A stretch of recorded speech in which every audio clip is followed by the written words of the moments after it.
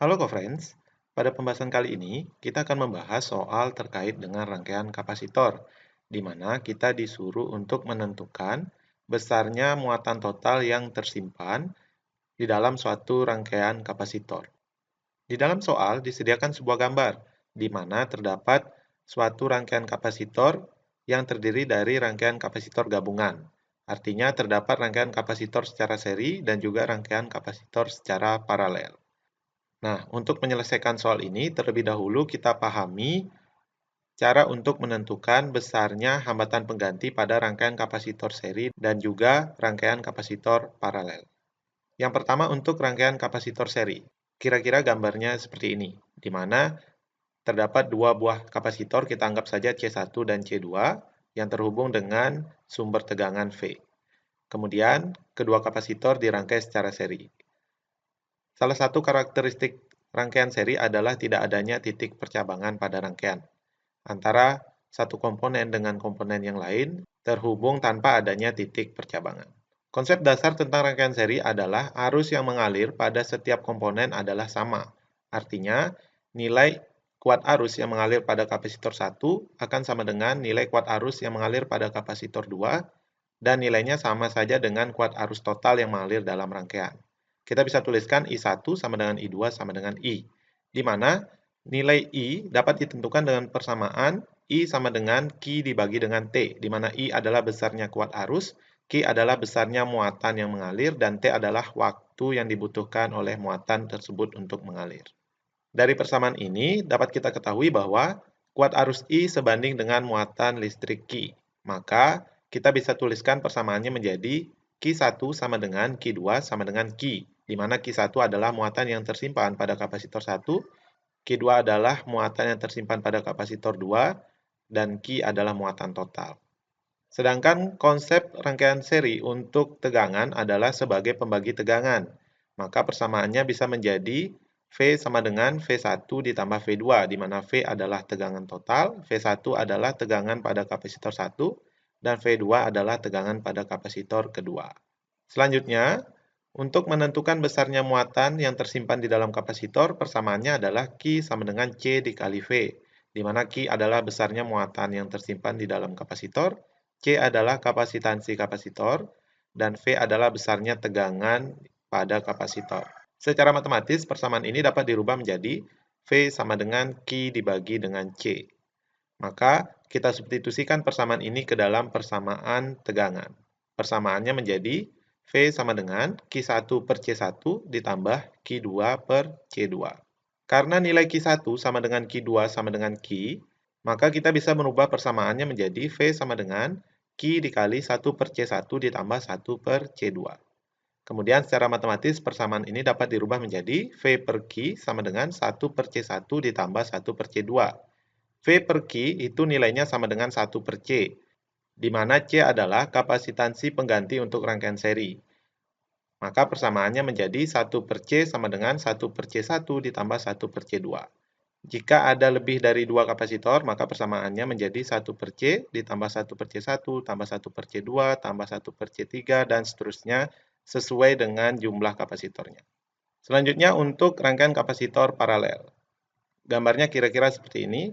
Nah, jadi perbedaannya terletak pada titik percabangannya. Pada rangkaian paralel terdapat percabangan seperti ini ya. Jadi ada titik percabangan.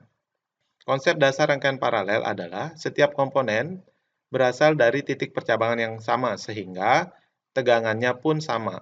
Maka bisa dituliskan V1 sama dengan V2 sama dengan V. V1 adalah besarnya tegangan pada kapasitor 1, V2 adalah besarnya tegangan pada kapasitor 2, dan V adalah besarnya tegangan total.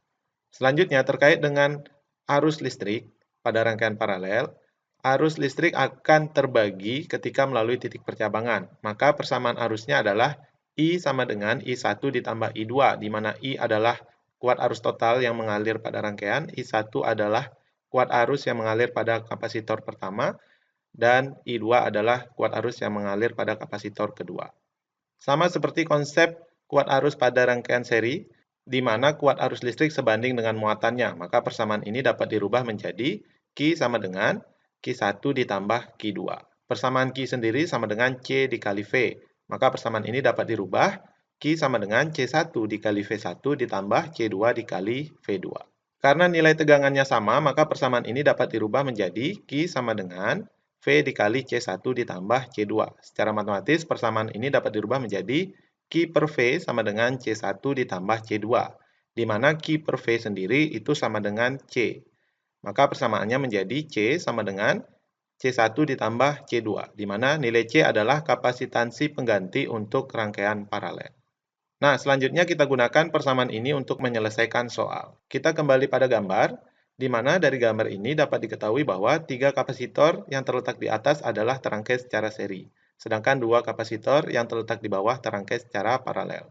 Maka kita selesaikan sesuai dengan jenis rangkaiannya.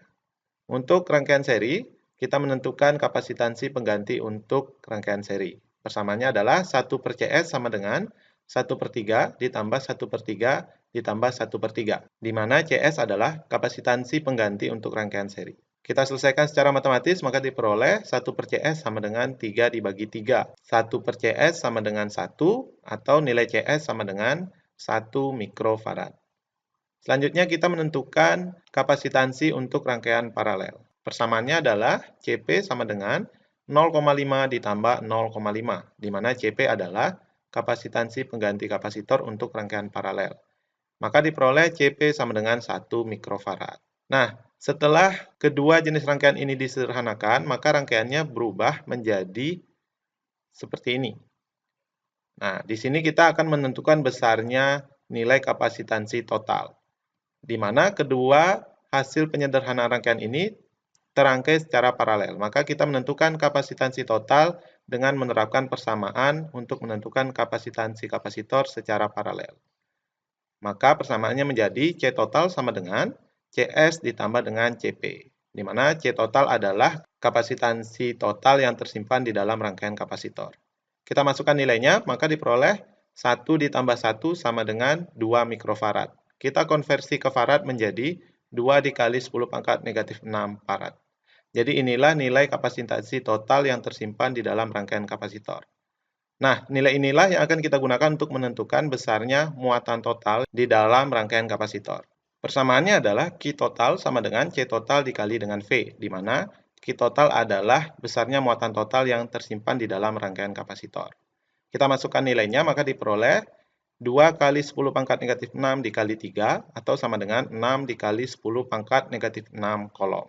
Kita rubah nilainya ke dalam mikrokolom, maka diperoleh 6 mikrokolom. Dan jawaban yang tepat untuk soal ini adalah option E. Sekian pembahasan kita pada video kali ini. Sampai ketemu di soal-soal selanjutnya.